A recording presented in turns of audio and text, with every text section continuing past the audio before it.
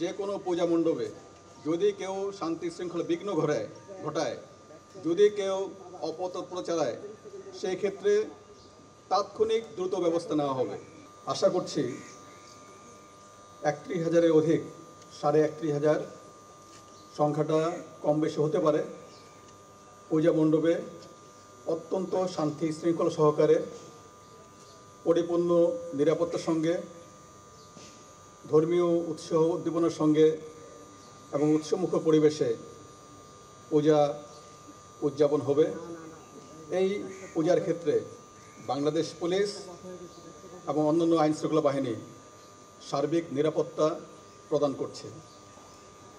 নিরাপত্তা ব্যবস্থার যদি একটু বলতে চাই, সেক্ষেত্রে বলতে পারি যে আমাদের নিরাপত্তা ব্যবস্থার 3টি পর্যায়।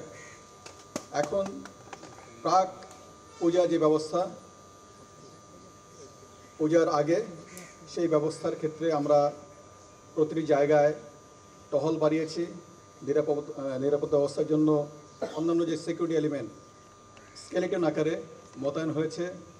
গুরুত্বপূর্ণ পূজা মণ্ডপগুলিতে ইতিমধ্যে আনসার ভিডিপি মোতায়েন হয়েছে এবং আগামীকাল থেকে বোধন এবং ষষ্ঠী পূজা থেকে সকল পূজা মণ্ডপে আনসার ভিডিপি মোতায়েন হবে।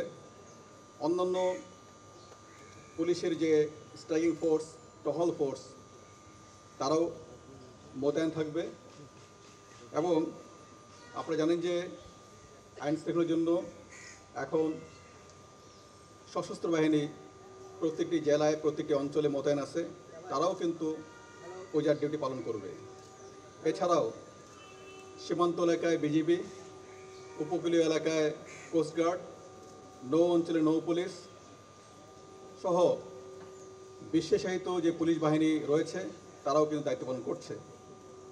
আমরা যে কোনো জায়গায়, যে কোনো পূজা মণ্ডপে যদি কেউ শান্তি শৃঙ্খলা বিঘ্ন ঘটায়, যদি কেউ অপতৎপর চালায়, সেই ক্ষেত্রে তাৎক্ষণিক দ্রুত ব্যবস্থা নেওয়া হবে।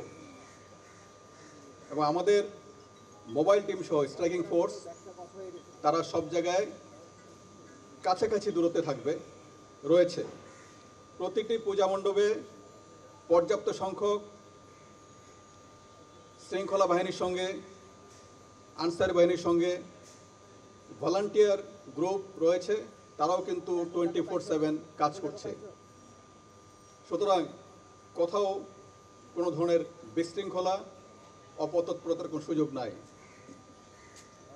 আমরা সাইবার মনিটরিং জোরদার করেছি, সাইবার পেট্রোলিংয়ের ব্যবস্থা রেখেছি, যাতে করে কেউ ইলেকট্রনিক বা সোশ্যাল মিডিয়ার মাধ্যমে কোনো ধরনের মিথ্যা প্রচারণা, গুজব, অতিরঞ্জন কোনো কিছু ঘটাতে না পারে।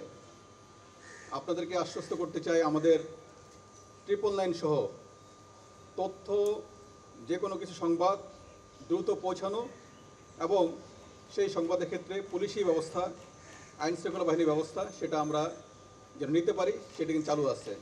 প্রত্যেকটি জেলায়, প্রত্যেকটি উপজেলায় এবং পুলিশ হেডকোয়ার্টার্সে আমরা কন্ট্রোল রুম চালু করেছি, যেখান থেকে যে কেউ তাৎক্ষণিকভাবে যে কোনো সংবাদ জানাতে পারবেন।